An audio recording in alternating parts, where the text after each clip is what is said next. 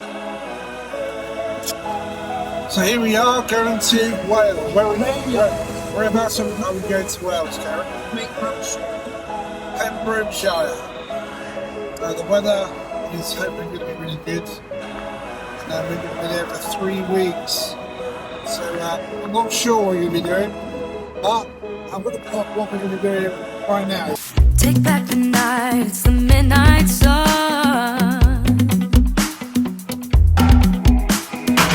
You touched my heart and I felt a rush. I took a shot and you jumped in with me. We made a pact that we'd always feel free. Oh, flying, soaring, walking on the clouds like we're never gonna let our feet touch the ground. And my heart's beating like it couldn't get any better.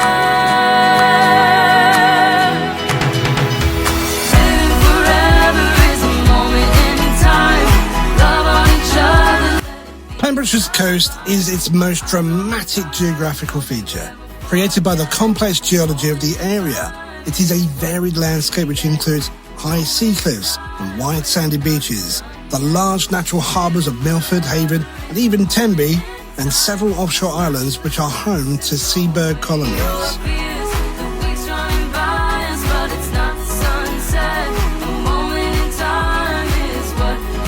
So this is where we are. We have decided to come to Pembrokeshire once again and settle right at St David's, right there. Nestled between 3 headlands of the dramatic Pembrokeshire coast, St David's Letha Meadow campsite offers so much because it is almost central to everywhere. Games to be played, there's nothing to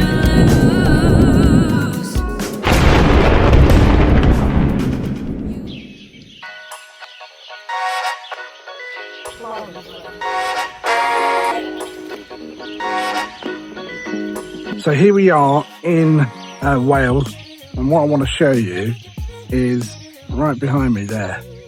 Right there is St David's Cathedral in what is the smallest city in England. Let's go.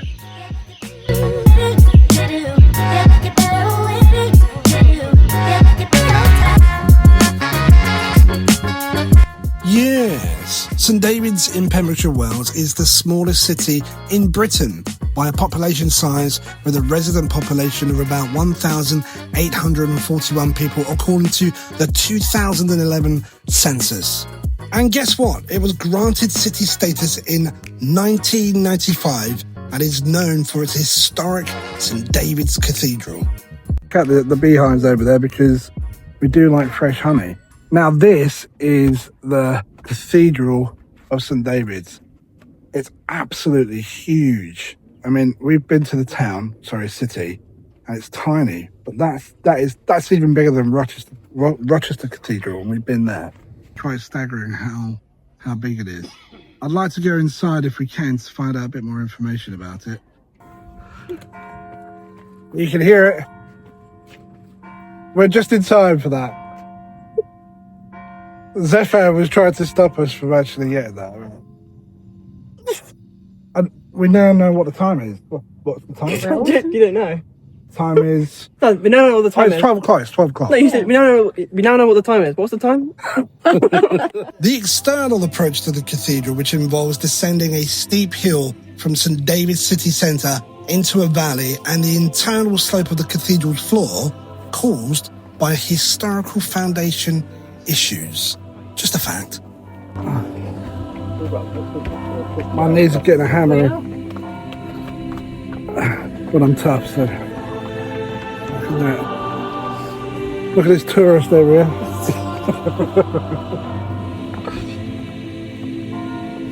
Tourist, actually, you're the tourist too, man. It's such a good day to come here and see this, actually, in all of its glory.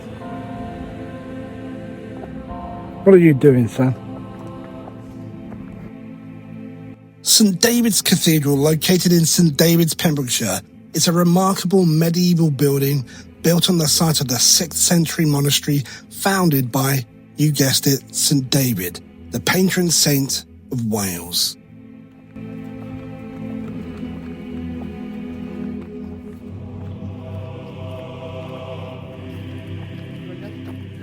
The current cathedral was started in 1181 and features unique architecture, including a rose-coloured sandstone structure with leaning nave pillars and a detailed 15th century oak-carved ceiling.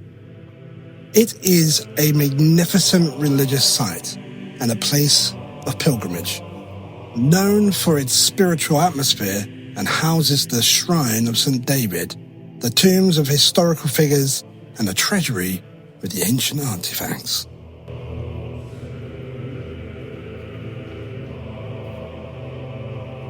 As well as the fascinating architecture and the gloriousness of the actual space itself, there is plenty to read and to discover about the history of St. David's Cathedral. It also has an organ. The organ at St. David's Cathedral, Wales, was originally built by Henry Willis in 1883 and was being rebuilt and restored multiple times. Most notably in 1953 by Hill, Norman and Beard, and in 1998 and 2000 by Harrison and Harrison.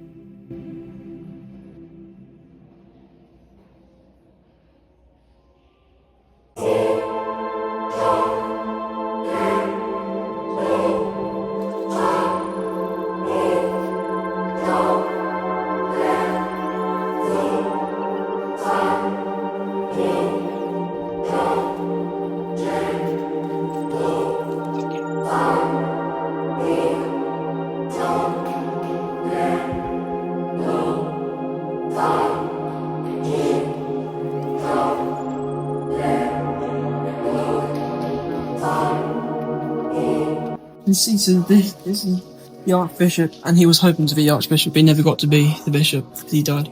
He was a lively author and something. This guy, look, I think it's gold. Like, if you feel that's really smooth, but I think it's been eroded away, but parts of it are still kind of.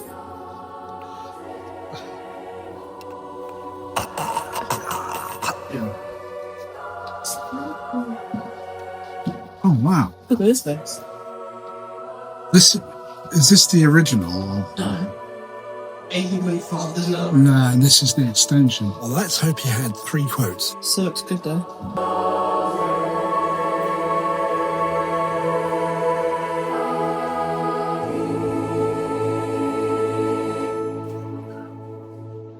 We liked St. David's Cathedral so much that when Sunday came round on our holiday, we actually went to a service, and we were very impressed.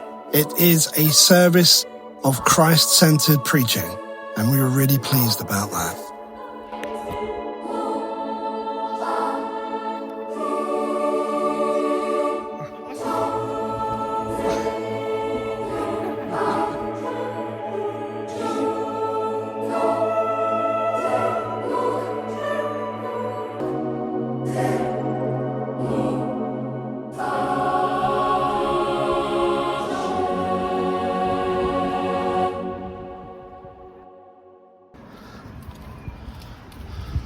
That is the shop, sports shop there. Shopping shop.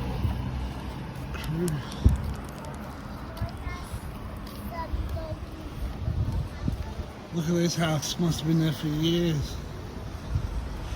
Look at the windows, windows are new. Apart from the windows.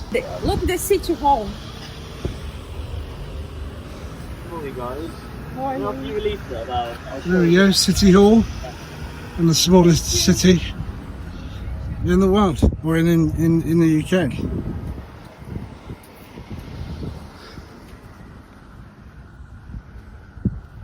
Lovely deals of the flags there. Having a coffee morning here this morning. Homemade cake. You raising money for the young stand for. You want the young stand for this? You want to have coffee here, love? Do you serve food as well? We've got cakes in here, yes, homemade cakes. That's all you had to say. So, being allured by all the various cakes that were on display here in City Hall, we decided to sit down and see what it was all about. And when we did, a very interesting farmer man from Wales came and sat down and started speaking to us. Yummy! Hello. Hello, Shumai. Nice to meet you. Yeah. What's your How are name? you? Where are you from? I'm from Essex. Oh, you're from England. I'm from England. Oh, Yeah. good, great. Yeah, Croeso, which is welcome. Walsall. Croeso, Glossom. Croeso. I Gymru. That means welcome to Wales. Igumri. I Gymru. Igumri. Yeah, we're a small nation, but very proud. And Very we want proud. to keep our language Absolutely. and culture and traditions for Peter, the next you said- generation. You said that you were a farmer. I am a farmer. You are a farmer. What did you farm when you? Because you retired. then? Well, yeah, farmers won't retire, but I am 75, but I've got a son home on the farm, so I do help him Yeah. because I'm fairly healthy and I keep an eye Yeah, on you look him. very fit and healthy. And I keep an eye on him. Yes. Yeah. We used to milk the cows, but not anymore. It's a bit more relaxed now. Yeah. Sheep and beef and so Oh wow. hunting a lot of work. And you used to like provide food to this local area here. Yes, yes, Oh, wow. yeah. Wow. Always been brought up on the farm, you know. Mm-hmm. No neighbours nearby. That's how we've been brought up. A lovely life. Yeah. Sounds like a really. And it's busy. life. People say it must be quiet in the winter, but there's so many things on. Yeah, maybe you could talk about it. What happens in St David's in the winter and the summer? Well, the English still come even in the winter for breaks. They come to walk coastal paths. Really? But, Wow. we go to the local chapel. We have choirs. It's surprising what's on, raising money for charities. So is it just as busy in the winter as it is in the summer? Yes. Wow. Surprising. Wow, wow. So that's it. Well, I better leave you now. I've got some friends over there. Thank Well, you Peter, so much. it's lovely to meet you, Peter. God bless you, mate. All the best. Thanks for your time. So what? Peter was very interesting, and actually he spoke very eloquently about the issues of people moving out of the area from St David's, and he felt that there was a huge risk of losing the culture of the Welsh language and all of its identity. And it was really quite interesting, but because of time, I had to cut it short, and that's the only reason. But he was a very fascinating and outward-looking individual. Thank you very much, Peter, for your time. What a really relaxing campsite this is. Right next to the coast, so you get the sounds of the sea. And it's nice to come back and relax. Sadly, we are right next to the toilet block there, so we get the pleasure of that. But never mind, it's wonderful to be here. It's good to see Zefan and Bella messing around. And also, we're right next to a farm with cows and sheep. Meh. However, there is something else that we've noticed since we've been here. Something beginning with B. Eating carrots. Eating all our food that we put in storage there. That's right. We've had a badger attack. We've had a badger attack.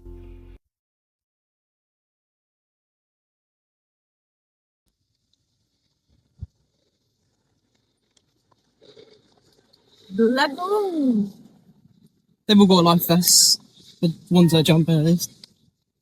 Most people. Wow, straight away. Look at that. It's so dramatic, isn't it, really? So nice. Like a thing out of a movie, really. Right, look.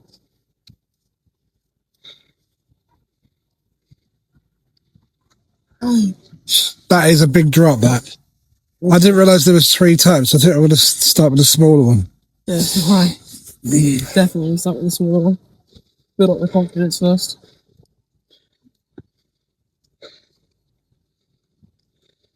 Good on that, though.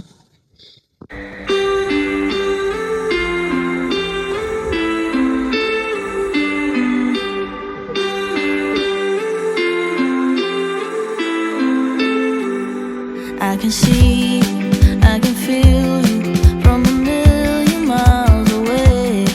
Like the earth moves with every step you take. I don't know you, but I want to. All We came here in 2022.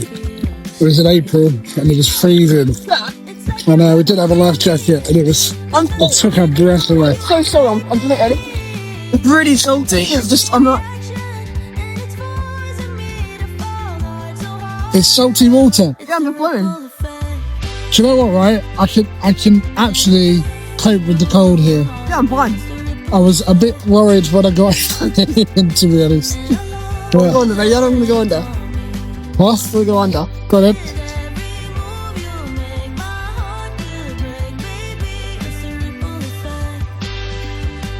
The question is, are we going to be able to do this small jump? Not the big jump, not the middle one. Wow! I don't know. I have to build up some confidence to do that one. We're going to start with this one, I think. I reckon, let's jump that one and see how we do. Yeah, it's very deep.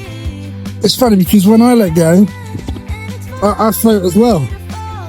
You got a life jacket. Yeah, literally float to the top, right? If you watch my feet, if I go under, it's a little bit like the Red Sea or the Dead Sea. It's very, very. Oh, it's just normal sea water. I look underneath that. It's really deep. Yeah, You're really deep right now. really deep. Yeah. I can't. Ready? Yeah, go on.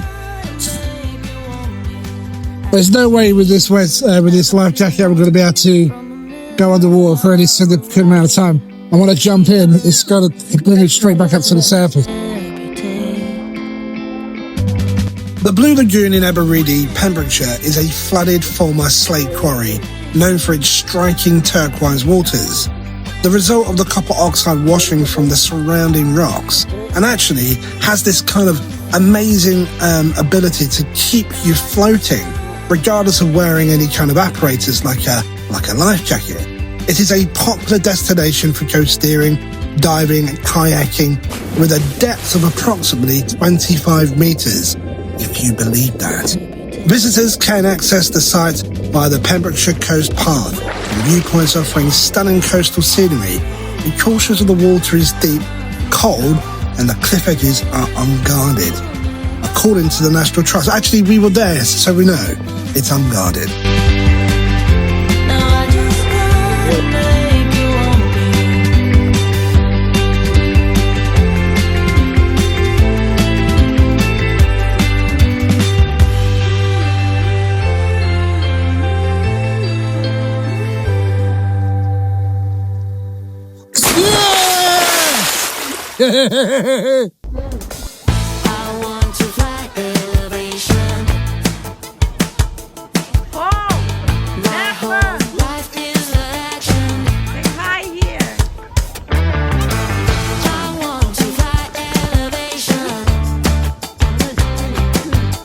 Do you know, once you get over the fear of jumping from a great height, there's really only one thing left for it. Just have a bit of a blast. 3, 2, 1.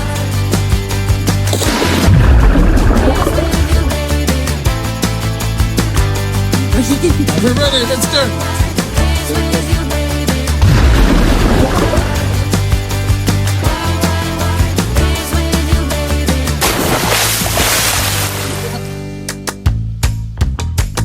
Perfect. Do you know what gets on my nerves? He was really starting to make this look really easy.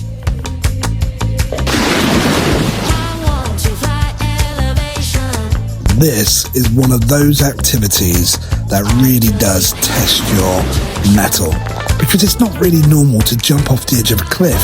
We've spent our whole lives being told, step away from the cliff. But this is doing the exact opposite of that.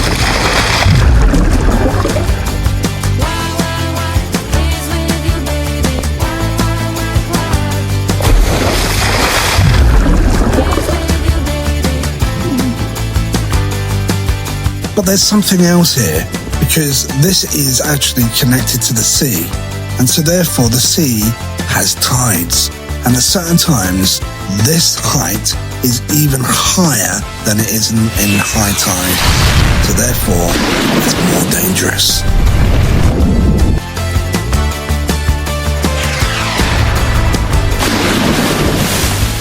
And much to my chagrin, Zefan's the only one who jumped 13 meters.